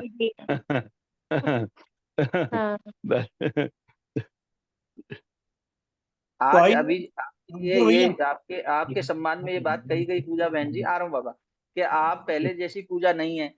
आपका परिमार्जन, आपकी जो चेतना का उत्थान है उसके बारे में अभी बड़ी प्रशंसा की गई, आपको सम्मानित किया गया। वो सम्मान आपका है भी और आपने भी वो सम्मान कृतज्ञता के रूप में रखा कि आप सबके आशीर्वाद से हुआ। तो आपका पुरुषार्थ और बड़ों का आशीर्वाद, तो ये परिवर्तन हुआ ना आपकी चेतना में। इसका मतलब पहले कहीं नीचे थे अब ऊंचे उठे ना।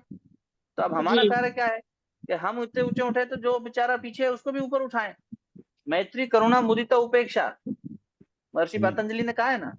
तो दूसरों के प्रति करुणा भाव रख के, दया भाव रख के उनको भी, अरे यार इनको, हम भी तो इसी गड्ढे में गिरे हुए थे थोड़े दिन पहले, आज हम बाहर निकल गए तो उस पर उपहास थोड़ी करेंगे कि देखो गड्ढे में गिरा पड़ा, देखो ये राग द्वेष में जी रहा है, देखो भगवान से कितना दूर है। ऐसा भाव रखेंगे तो फिर हम, फिर अभी इसका मतलब हम भी गड्ढे में ही हैं, अभी हम बाहर निकले नहीं। तो उसको हम सेवा सहकार के भाव से ऊंचा उठाएंगे। अगर सुधारने की दृष्टि से कुछ दंड व्यवस्था भी रखनी पड़ेगी तो सुधार की दृष्टि से रखेंगे, द्वेष की दृष्टि से नहीं, घृणा की दृष्टि से नहीं, बस हो जाएगा। जी भैया। जी भैया, बहुत सुंदर, बहुत अच्छे से विस्तार से, पूर्वक अच्छे से, सरलता से बताया। विकसित चर्चा हो गई, बहुत उपयोगी बताया भैया। अंकुर भाई, डॉक्टर चर्चा साहब हो का गई। समाधान हुआ कि नहीं? लेकिन खुद के अंदर अहंकार नहीं आना चाहिए, इसलिए सोच ही बदल गई बिल्कुल। जो अगर पूरी तरह आत्मसात करे तो उसका जीवन ही बदल जाए। आज तो है हृदय हृदय परिवर्तन करने वाली चर्चा होगी, बिल्कुल। सही बात है। बिल्कुल सही बात है। सत्य बात तो गुरुजी यही है कि गुरुजी का एक लक्ष्य पूरा हो गया, गुरुजी का एक लक्ष्य पूरा हो गया आज तो, बिल्कुल।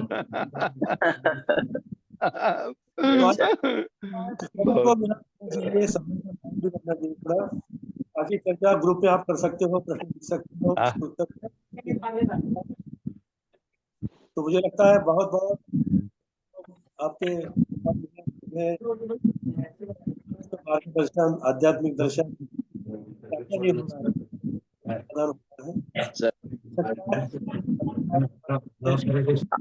आवाज कम आ रही है काका मुझे बाबा। सबको व्यक्त करेंगे। फिर एक बार अंकुर भाई का धन्यवाद, सभी साधकों का धन्यवाद व्यक्त करते हैं।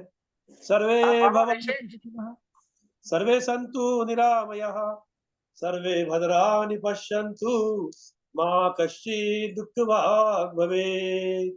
ओम शांति अंतरिक्षगम शांति, पृथ्वी शांति, आपः शांति, औषधयः शांति, वनस्पतयः शांति, विश्वे देवा शांति, ब्रह्म शांति, सर्वं शांति, शांतिरेव शांति, सामा शांतिरेधि। ओम शांति शांति शांतिर्भवतु। सबका मंगल हो, सबका मंगल हो, सबका मंगल हो। हर महादेव, हर हर महादेव। वसंतन की जय, आज के की जय, बोलो सियावर रामचंद्र की जय। जय परमानंद की जय। जय सिया राम, राधे राधे। दोनों गुरु को प्रणाम, डांगरे जी को प्रणाम, अंकुर भाई सबको जी राम प्रणाम राम। है, सबको बहुत प्रणाम अच्छा बाबा। अश्विनी भाई को विशेष प्रणाम। ये जो तपस्या में देखो एकदम निखरते जा रहे हैं, धूप में बैठ के वादी एकदम नहीं। कुंदन की तरह चमकते हुए दिखाई दे रहे हैं अश्विनी भाई हमारे गोरखपुर अश्विन में। भाई को तो बहुत धन्यवाद की पात्र है बाबा, धन्यवाद सही की पात्र है। उनको तो धन्यवाद देना ही चाहिए। निखरना तो चाहिए ना सर अंकुर भाई, हर ठीक है हर और व्यक्ति भैया। ने निखरना चाहिए, हर व्यक्ति ने निखरना चाहिए। अरे आप लोग तो निखरे में हैं, आप निखारने आए हैं। नहीं अगर हम नहीं हीरा सर, है तो नहीं आप जौहरी ऐसी हैं। वाली बात जौहरी है जो ऐसे निखारता है, ऐसे मांझ मांझ के नहीं, एकदम नहीं नहीं तराशता है ना, वो नहीं है। नहीं नहीं। ये कैसा है, देखो अंदर में हर चीज हर एक को मालूम है क्या है क्या नहीं, लेकिन उसको अंदर से बाहर निकालने का कार्य भी जो कर रहे हैं आप, वो भी एक बहुत बड़ा काम है, इतना आसान नहीं है वो। जौहरी है जौहरी, आप जौहरी। हमारे में अग्नि है, लेकिन आप उसको फुंकर मारे यानी जागरूक कर रहे हैं ना, और क्या प्रज्वलित कर रहे हैं वो, उमेश काका, प्रज्वलित कर। अग्नि को हवा उड़ा के ले जाती, हवा ही वो देती है। तो हम तो बहती हुई हवा है, और हवा की कोई दिशा नहीं होती, अग्नि की दिशा होती है। हवा तो दिशा तो ऐसे ही परवाह दौड़ती रहती है। इसलिए आप लोग तब भी श्रेष्ठ हो, अग्नि ऊपर ही उठती है, हवा का कोई भरोसा नहीं, इधर उधर डोलती रहती है। मगर हमारे लिए तो ये हवा अच्छी है भाई, हमारे लिए तो पुण्यवान हवा है, हमारा उद्धार करने वाली हवा है। हम तो ये मानते रहेंगे। सच बात को सच कहना चाहिए। बस। जय गुरुदेव, जय गुरुदेव, जय श्री राम, सबको प्रणाम। जय गुरुदेव। जय गुरु जी। सबका मंगल हो, सबका मंगल हो, सबका मंगल हो।